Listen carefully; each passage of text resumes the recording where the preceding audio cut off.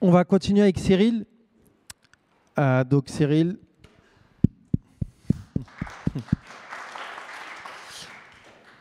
Cyril qui a fait notre formation, le 7e bootcamp, et il va vous présenter le projet qu'il a réalisé en immersion dans l'école polytechnique à Palaiseau, qui est un très grand campus sur lequel ils ont besoin de rationaliser en fait tout leur immobilier pour l'exploitation et la maintenance du campus. Mais il va d'abord se présenter un peu son parcours. Hop, tu peux. Il faut appuyer sur le bouton vert. Non, ça marche le micro. C'est bon là comme ça? Ouais. Mais ici, c'est. Donc je me présente, bonjour à tous. C'est donc Cyril Bricola. J'ai fait partie du bootcamp le numéro 7. Comme ça, c'est mieux. Et ça s'est très bien passé. J'ai eu pas mal de réponses à toutes mes questions. Déjà, je vais vous présenter mon parcours. Mon parcours est assez atypique, c'est pour ça que je préfère vous le présenter. J'étais pas du tout dédié à l'architecture et encore moins au BIM. Donc j'ai commencé par de la restauration. J'étais co-gérant d'un bar de nuit, ça a toujours fait rire Karim. Et j'ai appris pas mal de choses au niveau humain. J'ai appris à gérer les équipes, j'ai appris aussi à gérer des conflits. C'est un côté humain qui a été très enrichissant de mon côté. Et ça a dessiné un petit peu mon parcours professionnel derrière. J'ai enchaîné avec un parcours informatique pour un gros groupe international. J'étais responsable des opérations informatiques. Je suis autodidacte. J'ai tout appris par moi-même avec des livres à l'époque, parce qu'il y avait peu de tutos.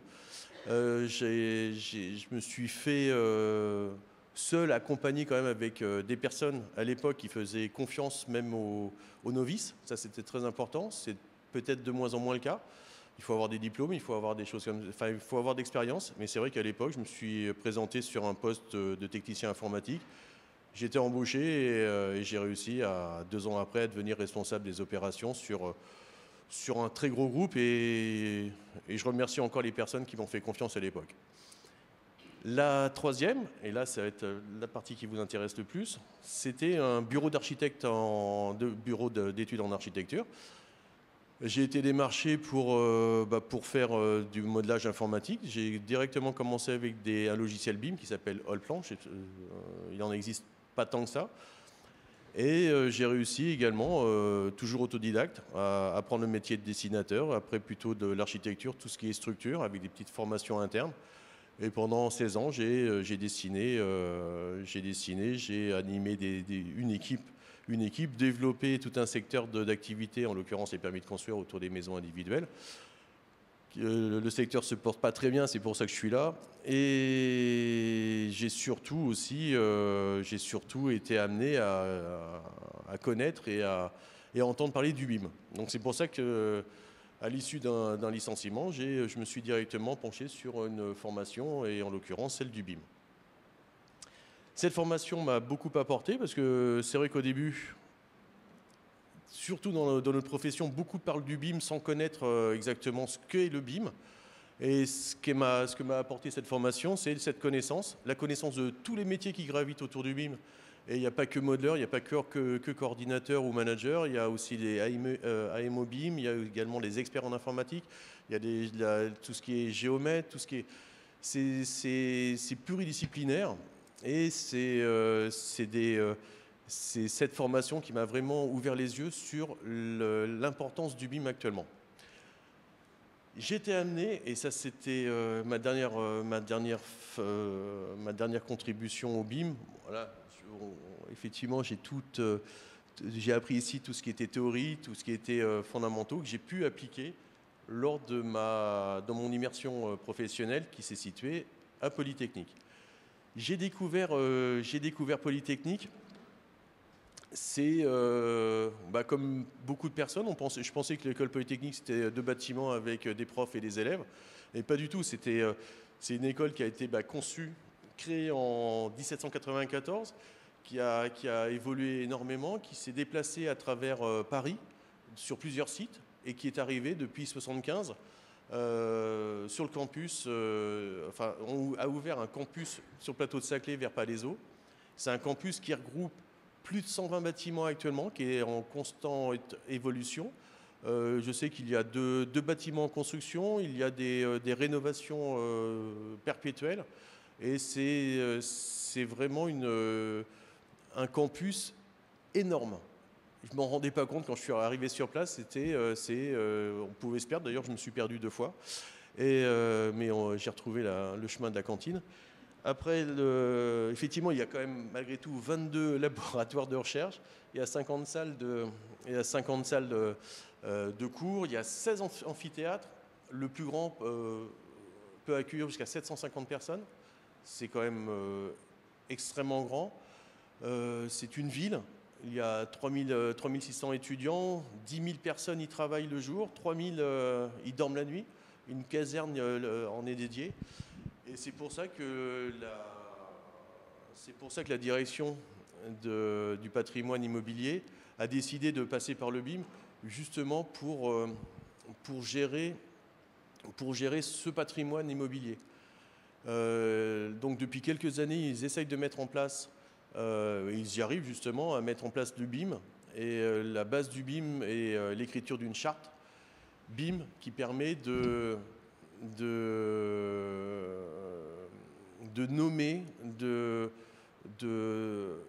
ça va être la structure de base de tout BIM. La charte, c'est le premier élément qui permet de mettre en place un BIM dans une entreprise. Ça, c'est très important, qui permet de déterminer les objectifs, les cas d'usage.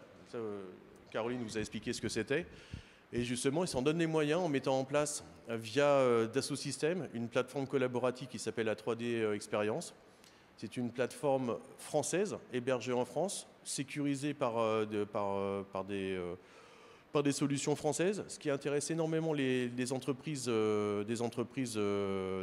nationales pour éviter que ces plateformes collaboratives soient hébergées à l'étranger, outre-Atlantique en l'occurrence. Donc c'est surtout pour préserver un petit peu le savoir français et en le sécurisant. Sur cette plateforme qui est extrêmement détaillée, fournie en termes d'applications, toutes ces applications sont évolutives, peuvent être également mises à jour et surtout dimensionnées et personnalisées pour les entreprises proprement dites. Grâce à cette plateforme, nous arrivons aussi à avoir des visionneuses qui permet justement, toujours dans l'esprit collaboratif et d'interopérabilité, que tous les formats d'images ou de fichiers puissent être lus via cette plateforme collaborative. Ils mettent également en place une GED, c'est une gestion électronique de données, c'est une sorte de Google Drive en gros pour stocker toutes les données pareil sur des endroits sécurisés. Ils permettent également la mise en place de visas, de documents. Et sur cette plateforme, non pas sur cette plateforme, mais chez Polytechnique, ils utilisent que des logiciels BIM, Revit et CATIA. Donc la direction est très intéressée par l'utilisation du BIM au travers de la gestion de son patrimoine, de sa maintenance et surtout de son support, toujours dans le cycle de vie des objets.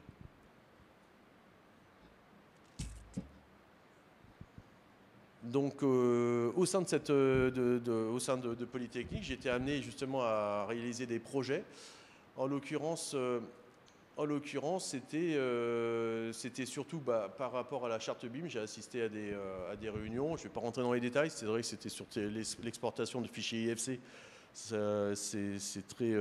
Mais c'était très intéressant à mon niveau. Et effectivement, s'ils se donnent réellement les moyens via une sous-traitance et l'assistance d'un AMO BIM, justement, pour mettre en place cette charte, pour la faire évoluer et la mettre en place le plus rapidement possible. Après, pour ces projets, j'ai été amené à numériser un bâtiment parce qu'ils voulaient le mettre aux normes ERP, justement pour Paris 2024, pour héberger nos compagnies de sécurité, les CRS. Et ils voulaient mettre en place une chambre PMR, même s'il y a peu de personnes à mobilité réduite chez les CRS, mais en tout cas, c'est les normes obligatoires. Donc, et remplacer et faire des cloisonnements coupe-feu, enfin pas mal de choses. Et ce qui était très intéressant, c'est que c'est une grosse structure qui met en place progressivement le BIM en fonction de ses projets. C'est-à-dire que là, à l'occasion de cette mise aux normes ERP de ce bâtiment, ils se disent en même temps, on va le mettre dans le projet BIM, on va le numériser, on va mettre en place une maquette numérique qu'on va mettre à disposition sur les plateformes numériques afin de renseigner au maximum pour toutes les personnes qui y accèdent ces bâtiments-là. C'est des structures qui sont tellement énormes que le BIM est instauré de façon on va dire ponctuelle en fonction des projets, mais ils en ont tellement, et c'est pour ça qu'actuellement, on doit être à 5-10% de numérisation du patrimoine chez eux. Mais ça va tendre à évoluer. C'est assez lourd, c'est quand même une administration, donc il y a quand même beaucoup de réunions, il y a beaucoup de contre-réunions, mais c'est vrai qu'ils veulent le mettre en place pour faciliter justement tout ce qui est, en tout cas, maintenance et support de tout leur matériel, en l'occurrence les laboratoires et le matériel CVC, climatisation, chauffage, et donc il y a des cas d'usage qui ont été dédiés pour ça. Là, c'est mon travail, j'ai réalisé cette maquette. Bon, j'avais eu 15 jours pour la faire, mais c'est vrai que c'est une maquette avec ce bâtiment, donc comporte une cinquantaine de chambres, avec des espaces de vie, une partie administrative également, et c'est suite à la mise en place de cette ERP qu'ils ont décidé, lors de mon stage, de me le faire numériser. Je suis parti à partir de plans papier, structure, pour réaliser cette construction, cette maquette, pardon. Les pompiers m'ont demandé également de faire des vues 3D, c'est ce qui les intéressait également pour tout ce qui est évacuation et puis même pour la compréhension du bâtiment, ce que les logiciels BIM permettent aisément maintenant. Pas que Revit, mais c'est vrai qu'il y a quelques-uns quand même, que ce soit SketchUp, ce soit Archicad ou Allplan. Ça permet de faire ces maquettes de façon aisée en général. Et là, justement, ce sont les plans ERP. Donc, d'un côté, j'avais le cloisonnement de toutes les parties communes. En l'occurrence, plutôt les cages d'escalier. Il fallait mettre aux normes ERP. Là, c'était l'escalier de gauche. Après, on a eu la chambre PMR à mettre en place également. La solution, on l'a trouvée de façon collaborative. Ça, c'était des projets sympas à faire. Et donc voilà. Et ma conclusion sera que le BIM rencontre encore actuellement beaucoup de préjugés malgré tout, surtout par les anciens. Les anciens ont peut-être à juste titre, mais j'en fais partie, mais je ne pense pas spécialement, que le modèle fonctionne correctement depuis des années. Pourquoi le changer? Mais actuellement, toutes les autres personnes devant moi l'ont montré, l'ont démontré, c'est que ça devient obligatoire et ça devient nécessaire pour évoluer dans le bon sens dans tous les cas. Donc il faut essayer de rallier le maximum de personnes à la cause du BIM, en l'occurrence surtout les personnes qui se trouvent sur le terrain. Moi, c'est ce que j'ai compris quand j'ai fait cette formation et même avant, c'est qu'il faut quand même faut essayer de non pas essayer de convaincre les têtes, mais aussi toutes les jambes et les bras, et ça c'est très important parce que c'est une nécessité, simplement pour des cas d'usage de relever l'information sur le terrain, c'est les personnes sur place qui doivent le faire et qui doivent être convaincues qu'ils doivent bien le faire. Et donc voilà, et surtout que le BIM va devenir incontournable dans la gestion des projets. Actuellement, des pays l'imposent, d'autres l'encouragent. Là, j'ai appris hier que le Portugal apparemment avait fait aussi un pas dans ce sens-là. Donc c'est comme d'habitude, c'est les pays scandinaves qui sont un petit peu précurseurs et anglais. C'est dur à dire, mais c'est le cas. Donc voilà. Merci en tout cas de m'avoir écouté.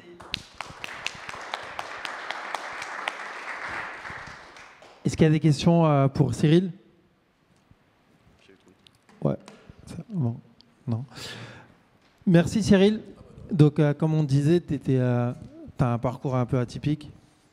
Ouais, Tu étais barman c'est ça. Ça. à l'époque où il y avait des jukebox dans les bars. Non, il n'y avait pas de il y en avait un, mais c'était Revival déjà. Mais voilà, il y a différents profils qui ont la volonté, qui ont cette passion pour ce monde-là et qui arrivent maintenant à travailler dans le monde du BIM.